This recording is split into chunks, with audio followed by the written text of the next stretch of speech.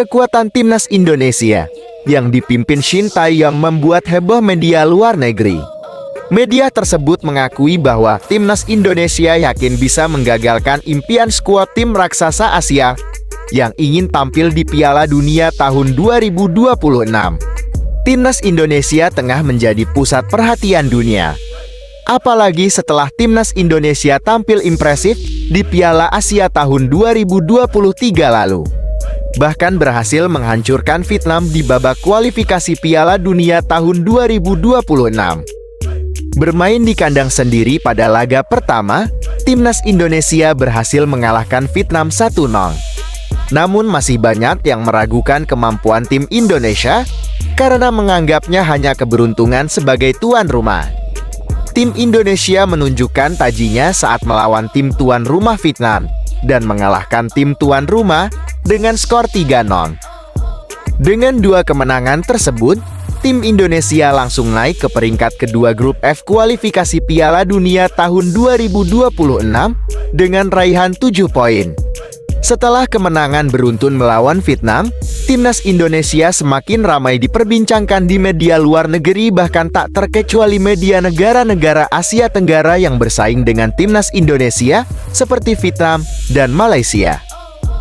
Tak hanya di level Asia Tenggara, salah satu media luar negeri dari Cina yaitu Page 163 menilai tentang kekuatan timnas Indonesia. Media Cina tersebut meramalkan timnas Cina akan menghadapi timnas Indonesia di babak penyisihan ketiga Piala Dunia tahun 2026. Dari kekuatan kedua tim, memang bukan tim yang mudah bagi Cina untuk mengalahkan timnas Indonesia, ujar media Cina tersebut. Media Page 163 secara terbuka menyebutkan bahwa tidak ada yang perlu ditakutkan dari timnas Indonesia. Namun melihat pesatnya perkembangan timnas Indonesia di bawah kepemimpinan Shin Tae-yong, bukan tidak mungkin skuad Garuda menjadi raja baru di Asia Tenggara, mengalahkan Thailand dan Vietnam. Media Cina juga memberitakan skuad Cina harus siap mental dan ikhlas jika kalah di babak kualifikasi Piala Dunia tahun 2026. Bahkan, mereka harus mempersiapkan mental untuk kalah. Kata Page 163, kehadiran pemain naturalisasi keturunan juga menjadi sorotan bagi media Cina tersebut.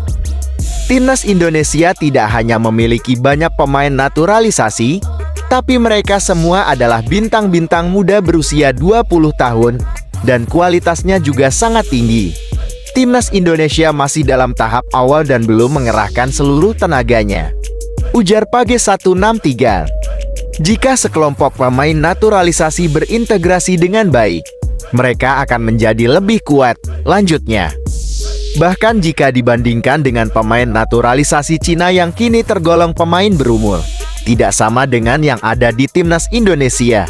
Berdasarkan perbandingan jumlah dan kualitas pemain, timnas Cina tidak sebanding dengan timnas Indonesia, serta timnas Cina tidak memiliki kelebihan sama sekali, tulis Page 163.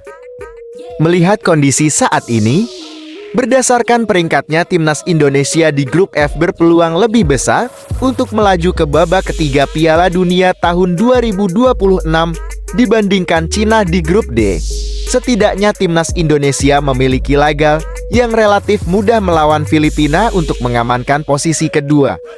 Sedangkan Cina akan menghadapi lawan tangguh seperti Thailand dan Korea Selatan jika ingin lolos ke Piala Dunia tahun 2026.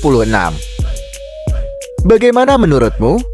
Apakah Indonesia bisa mengalahkan skuad Cina jika bertemu di laga kualifikasi Piala Dunia 2026 zona Asia? Jangan lupa like dan subscribe ya. Semoga menghibur. Terima kasih.